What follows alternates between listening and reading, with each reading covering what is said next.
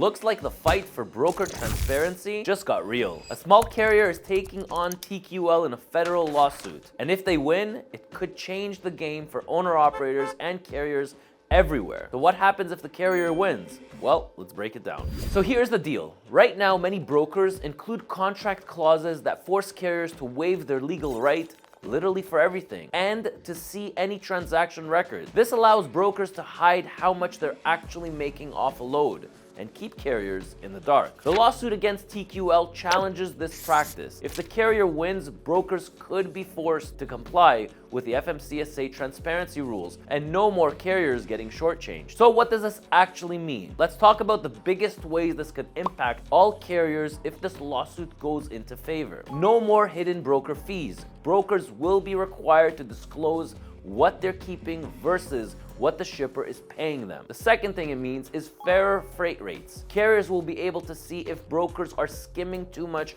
off the top and demanding better pay. More negotiating powers for the carriers and owner-operators. With transparency, carriers can push back on unfair rates instead of accepting low-paying loads blindly. The next thing it means is actual stronger legal protection. Brokers will no longer be able to force carriers to waive their rights in contracts. You know how it is as a carrier or as an owner-operator. When you want to get set up with a broker, all of a sudden you get a 10-page document literally waiving your rights to absolutely everything. They force you to take, $15, $20 an hour for waiting time or $50 for layover fees. And all that is in their terms and conditions and in their 20-page encyclopedia. Now, the next thing it means is better FMCSA compliance. So if this rule goes into favor, more brokers will have to follow the rules, reducing shady practices in our industry. But we also have to be real. Brokers aren't just gonna sit down and take this lying down. Here's what could happen next. Brokers may fight back.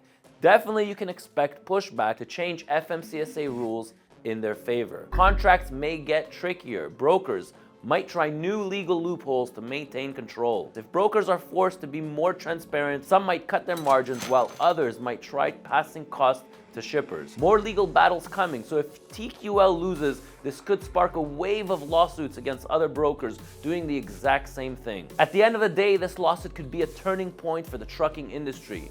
No brokers should have the power to strip away a carrier's right. That I agree with. If this case sets a legal precedence, brokers will have to finally play fair, and carriers will get more level playing field. Question now, do you think this lawsuit will actually change the industry, or will brokers just find another loophole? And don't forget to subscribe to this channel for the latest news in trucking. I'm Ronan, and I'll catch you in my next video.